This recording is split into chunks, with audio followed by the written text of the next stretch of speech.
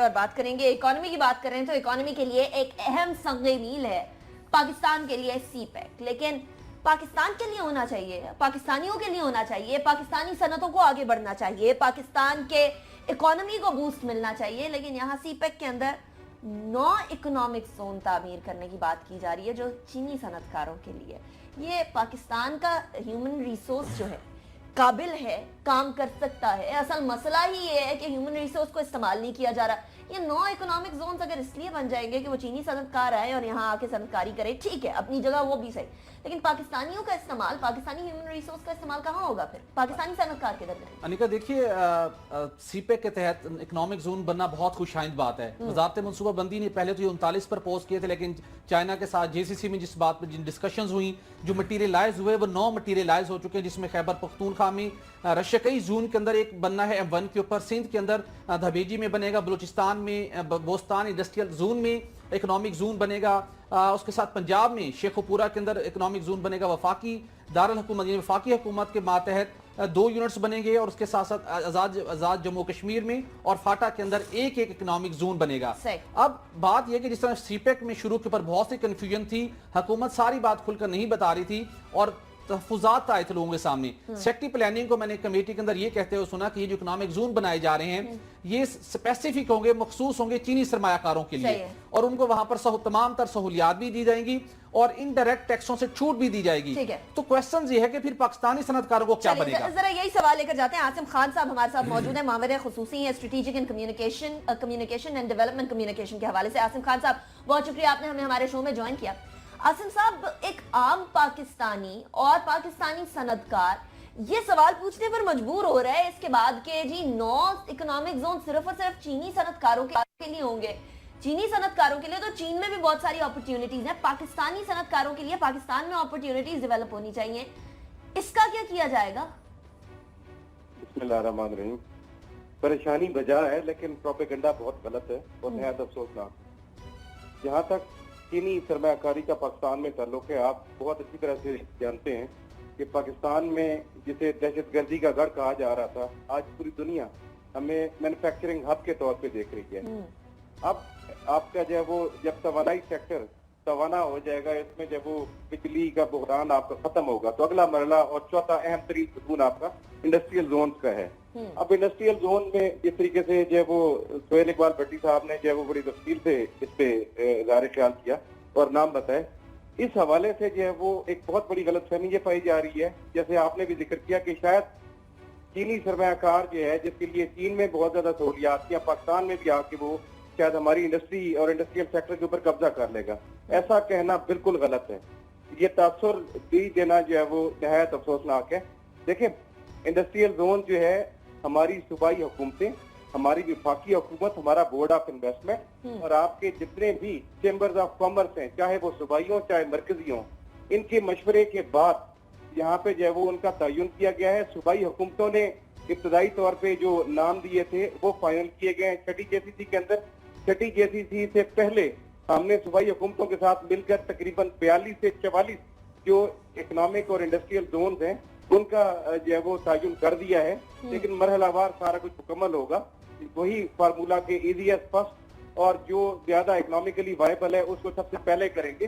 تو جو چین کی صنعت آ رہی ہے وہ اس طرح سے نہیں ہے کہ یہاں پہ آگے انہوں نے اپنی انڈسٹری لگانی ہے. وہ انڈسٹری یقیناً یہاں پہ لے کے آئیں گے. آپ کے یہاں جو ہے وہ سستی لیبر ہے, ان کے پاس مہارت ہے, ان کے پاس تجربہ ہے. عاصم صاحب, ہم یہ جاننا چاہیں گے, آپ نے بڑا واضح بتایا کہ مزید اکنامک زون بھی بنیں گے, خوش آئند ہے, لیکن جو کیا اس وقت کوئی کلیئر کوئی پالیسی بنائی گئی ہے کہ جو پاکستانی سرمایہ کار ہیں, جو پاکستانی صنعت کار ہیں, ان کا اس اکنامک زون کے اندر کتنا شیئر ان کا ہوگا, کس حد تک ان کو بھی وہ سہولیات ہوں گی جو چائنیز کی ہوں گی, یہ کیا کمبینیشن کیا بنایا گیا ہے, کوئی کلیئر کٹ پالیسی ہے کہ نہیں؟ سہیل صاحب, پوری دنیا میں ایک فارمولا ہوتا ہے اکنامک زون کا کہ جو ملک تجربہ لاتا ہے, جو ملک مہارت لاتا ہے, وہاں پہ اسے سہولیات دی جاتی ہیں. لیکن مقامی جو صنعت ہوتی ہے اس کا فروغ اصل میں مقصد ہوا کرتا ہے. اور جو اکنامک زون کی آپ بات کرتے ہیں, ہم کسی ایک فیکٹری کی بات نہیں کر رہے, ہم کسی ایک مینوفیکچرنگ جو ہے وہ انڈسٹری کی بات نہیں کر رہے کہ جو چین سے ادھر شفٹ ہو رہی ہے. ہم بات کریں اکنامک زون کی, اقتصادی زون کی. اقتصادی زون کی فلسفی یہ ہوتی ہے کہ جو مقامی انڈسٹری ہے उसको मौका दिया जाए कि अब आपको हम जो है वो एक ऐसा इलाका फराहम कर रहे हैं जहाँ पे तमाम तर सहूलियात भी आपको जो है वो मैसर होंगी और आपको जो रूटीन के टैक्सेस हैं और जो मामलात की जो ड्यूटीज हैं उनसे भी जो है वो एक हद तक हम इस्तिस्ना देंगे, लेकिन यहाँ पर आकर आप अपनी इंडस्ट्री लगाएं और अपने जो कौम है उसके मुस्तकबिल के काम करें। अच्छा और आसिम आसिम, खान क्या साहब, यही इस्तिस्ना, क्या यही इस्तिस्ना जो आप चीनी सरमायाकारों को देंगे किसी हद तक, वही इस्तिस्ना क्या पाकिस्तानी सनतकारों को भी मिलेगा या नहीं? 100%। ठीक है। जो सहूलियात चीनी सनतकारों के लिए वही सहूलियात पाकिस्तानी सरमायाकारों के लिए। अच्छा आसिम खान साहब, हमने कहा है, दावत दी है, और इंडस्ट्रियल जितने हमारे आपके चैम्बर ऑफ कॉमर्स इंडस्ट्रीज हैं उनसे कहा है कि वो इंडस्ट्रीज को परसुएट करें, उन्हें तरगीब दिलाएं कि वो इन इक्तिसादी जोन के अंदर भी अपनी सरमायाकारी करें और वो फायदा उठाएं उन सहूलियात से जो कि किसी भी बैनुल-अक़वामी फर्म के लिए या इंडस्ट्री के लिए मौजूद हैं। सही। अच्छा आसिम खान साहब, असल में मसला ये है कि दूध का जला छाछ भी फूक फूक कर पीता है, और ये जरा सब कॉन्टिनेंट की कुछ हिस्ट्री ईस्ट इंडिया कंपनी की इस तरह से है कि अब यहाँ ये बड़ा खतरा, लोगों को खदशा ये हो गया कि कहीं ऐसा ना हो कि पाकिस्तानी पीछे रह जाएं, बाकी ममालिक आगे निकल जाएं और एक बार फिर ये जमीन इस्तेमाल होकर इसी जमीन के रहने वालों के लिए खिलाफ इस्तेमाल हो जाए। ऐसा कोई भी खदशा दूर करने के लिए अवाम के जहन से क्या इकदाम किए जाएंगे? अनीका, वैसे भी हमें हर छाछ जो है वो फूंक फूंक कर पीनी चाहिए। हम बहुत ज्यादा जख्म खुर्दा हैं, बहुत सारे जो वो ऐसे हवादिस और बहुत सारे ऐसे हालात दरपेश रहे हैं मादी के अंदर, जिससे जो हमें हमेशा चरके लगे, हमने हमेशा नुकसान उठाया। लेकिन आप चीन की तारीख देखें, चीन ने कहीं पे भी किसी मुल्क को जो है वो ईस्ट इंडिया कंपनी की तरह ट्रीट नहीं किया। चीन जहाँ पे भी गया उसने मकामी सनत को फरोग किया है, वहाँ के सरमायाकारों को जो है वो सहूलियात दी हैं और वहाँ पे उन्होंने इंडस्ट्री अपनी शिफ्ट की है, टेक्नोलॉजी शिफ्ट की है। आप मान लें कि आपके पास, जैसे मैंने पहले कहा कि 85 से लेकर आप तक आप मुसलसल हालत जंग में हैं, आपके पास कुछ भी नहीं है, आपके पास तजर्बा आ रहा है, आपके पास महारत आ रही है, आपको खुले दिल के साथ उसके लिए जो है वो दीदा दिल पर शिरा करना चाहिए, उसका इस्तकबाल करना चाहिए। ठीक, आसिम खान साहब बहुत शुक्रिया, आपने हमें दिया। लेकिन इतना जरूर है सुमरो साहब कि ये सवालात तो उठ रहे हैं, डेफिनेटली उठ रहे हैं। जो सोहेल साहब ने बात की वो भी पॉइंट है, जो हम आम आवाम से बात सुनते हैं वो भी पॉइंट है। क्या ऐसा नहीं होना चाहिए, क्योंकि महारत तो हमारे यहाँ भी है, हमारा सनतकार भी बहुत टैलेंटेड है, ऐसा नहीं है कि हमारे सनतकार में कोई कम टैलेंट है। यहाँ बड़े बड़े बिजनेसमैन बैठे हुए हैं जो कि कई इंडस्ट्रीज चला रहे हैं और बड़े बेहतर तरीके से चला रहे हैं। यहाँ टैक्सेस का मसला है, यहाँ उस तरह से इस्तिस्ना देने का मसला है। यहाँ का हमारा सनतकार, टेक्सटाइल का सनतकार ये कहता है कि हमें वैसे टैक्स छूट नहीं मिलती जिस तरीके से बाकी ममालिक में मिलती है। बिजली का यहाँ मसला है। तो अगर ये मसले हल कर दिए जाएं तो ये तजर्बा तो हमारे यहाँ भी मौजूद है। अब इनको, अब जैसे अपना आसिम खान साहब ने कहा अभी, तो देखें किसी भी राय को किसी चीज़ पे बात करने पे अफसोस जाहिर करना या एहसन इकबाल कभी कभी जज्बाती हो जाते हैं। भाई इस पे ये फैक्ट है कि जो सनतकार हैं वो चीख रहे हैं कि जो चीनी सरमाएकारों को ज़्यादा टैक्स रियायतें दी गई है, हमें वो नहीं मिल रही है।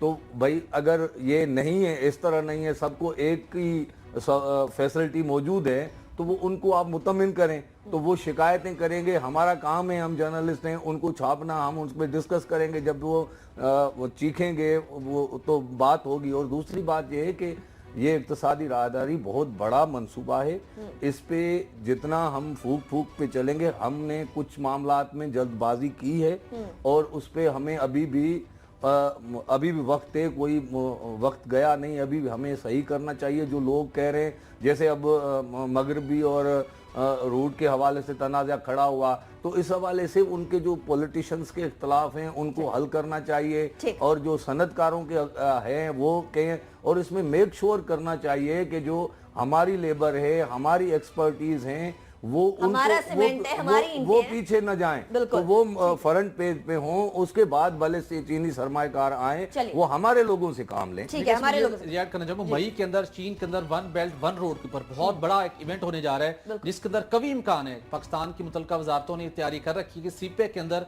कुछ मजीद प्रोजेक्ट भी शामिल होने जा रहे हैं जो कि मई के अंदर उसके सामने आ जाएंगे। चलिए, वो इतना जरूर है कि सीपेक एक पॉजिटिव मंसूबा है, इसके ऊपर सवाल उठाना हर किसी की जिम्मेदारी इसलिए भी बनती है ताकि एक मंसूबा पॉलिश होकर सामने आए और आम आवाम के काम जरूर आ सके। अगले टॉपिक की तरफ जाएंगे और बात करेंगे फॉरेन पॉलिसी शिफ्ट की, पाकिस्तान की फॉरेन पॉलिसी में शिफ्ट आया। आपको याद होगा सीटो सेंटो के जमाने में हमने अमेरिका की तरफ जाने को तरजीह दी, उसके बाद फिर रशिया के बारे में, वो अफगान वॉर हुई, रशिया को गर्म पानियों तक रसाई लेनी थी, किस तरीके से वो चढ़ते दौड़ते आ रहे थे। लेकिन अब हम लोगों को कुछ फॉरेन पॉलिसी शिफ्ट नजर आ रहा है। पाकिस्तान का झुकाव चीन की बदौलत कह लीजिए या वैसे ही रशिया की तरफ बढ़ता हुआ नजर आ रहा है। और अब व्लादिमीर पुतिन साहब का अपने बारे में क्या ख्याल है, ये पाकिस्तानी पढ़ सकेंगे उर्दू जबान में। इंटरेस्टिंग है। और किताब का नाम सुहेल साहब है मर्दे आहान, यानी व्लादिमीर पुतिन साहब को मर्दे आहान कह दिया गया। अनिका, ये बहुत बड़ी पॉलिसी शिफ्ट है और उसके साथ साथ पाकिस्तान ने न सिर्फ दिफाई शोबे के अंदर बल्कि मौशी शोबे के अंदर भी रूस के साथ तल्लुकात को बहुत ज्यादा वसअत दे दी है। कुछ चीजें आपको आइंदे आने वाले दिनों में मिलेंगी। गुज़िश्ता साल नवंबर 2016 में मैंने एक स्टोरी की थी और मेरे लिए बड़ा एक ये सरप्राइज था कि रूस के साथ पाकिस्तान के तल्लुकात किस हद तक बेहतर हो चुके हैं। आप अंदाजा लगाइए कि पाकिस्तान ने गुज़िश्ता साल की मैंने स्टोरी की थी कि पाकिस्तान ने रूस को गवादर के गर्म पानियों तक तजारती मकासद के लिए रसाई देने की असूली फैसला कर लिया और इसके आने वाले चंद दिन मंजूरी भी दी जाएगी। अब वज़ीर-ए-आज़म साहब भी कह रहे हैं कि रूस इसमें शामिल होने को तैयार है। पाकिस्तान के लिए खित्ते के अंदर जो तवाज़न था, ताकत का तवाज़न था, उस लिहाज से भी पाकिस्तान की ये हक में है। और रूस का आहिस्ता आहिस्ता ग्रेजुअली न सिर्फ दिफाई शोबे के अंदर बल्कि मौशी शोबे में भी ताउन बढ़ रहा है। दिफाई शोबे के अंदर बहुत से प्रोजेक्ट्स इस वक्त रूस के साथ जारी हैं और उसके साथ जब रूसी सदर पुतिन की किताब को पाकिस्तान में उर्दू जुबान में तर्जुमा करके मर्द आहान के तौर के ऊपर एक सामने लाया जाएगा तो यकीनन रूस और पाकिस्तान के तल्लुकात मजीद मजबूत होंगे, मजीद मुस्तहकम होंगे और जो हमारा दो तरफा ताउन है वो मजीद बेहतर तरीके से आगे बढ़ पाएगा। और इसके साथ जो तिजारती ताउन है वो पाकिस्तान के लिए बहुत मैटर करता है। रूस न सिर्फ दफाई शोबे के अंदर बल्कि ऑयल एंड गैस कंपनी जो पाकिस्तान की OGDCL है उसके साथ रिसेंटली रूस की कंपनी ने गैसप्रोम ने विजिट किया है। बहुत बड़े बड़े मुआहदे होने जा रहे हैं और LNG के शोबे के अंदर भी रूस पाकिस्तान के साथ कुछ मुआहदे करने जा रहे हैं आने वाले दिनों में। अच्छा, वो डेफिनेटली स्टील मिल भी रशिया के ताउन के साथ बनाई गई। सुमरो साहब, सिर्फ इतना कि हम एक दफा कंप्लीटली अमेरिका की साइड पर हो चुके हैं, अब हम कंप्लीटली रशिया की साइड पर हो जाएं तो क्या वो हमारे लिए खतरनाक नहीं होगा? क्या हमें बैलेंस नहीं लेकर चलना चाहिए? फिलहाल तो जैसे 100% आप जिस पॉलिसी शिफ्ट की बात कर रही हैं शायद मुमकिन नहीं है क्योंकि रूस और हमें इतना नज़दीक आने में अभी टाइम लगेगा क्योंकि हम इतने अभी हमारे सामने मुश्किलात रही हैं और हम अब इतने नज़दीक अभी तक नहीं आए हैं जो हम बिल्कुल ही पॉलिसी शिफ्ट करें। और पॉलिसी शिफ्ट सिर्फ रूस के हवाले से नहीं होगी, अब चीन भी एक खित्ते का, हमारे खित्ते का तो बड़ा अहम पार्टनर है, तो वो इतना जल्दी उनके रूस के तरफ हमारी पॉलिसी शिफ्ट नहीं होनी। ठीक है, चलिए स्लोली एंड ग्रेजुअली चीजें बेहतर हो रही हैं रशिया के साथ। रशिया ने हमें स्टील मिल भी बनाने में मदद की थी। पाकिस्तान की इकोनॉमी के लिए जो बेहतर है वही फैसले होने चाहिए। इसी तरीके से दुनिया के फैसले चलते हैं, दुनिया के ताल्लुकात चलते हैं। हमारे आज के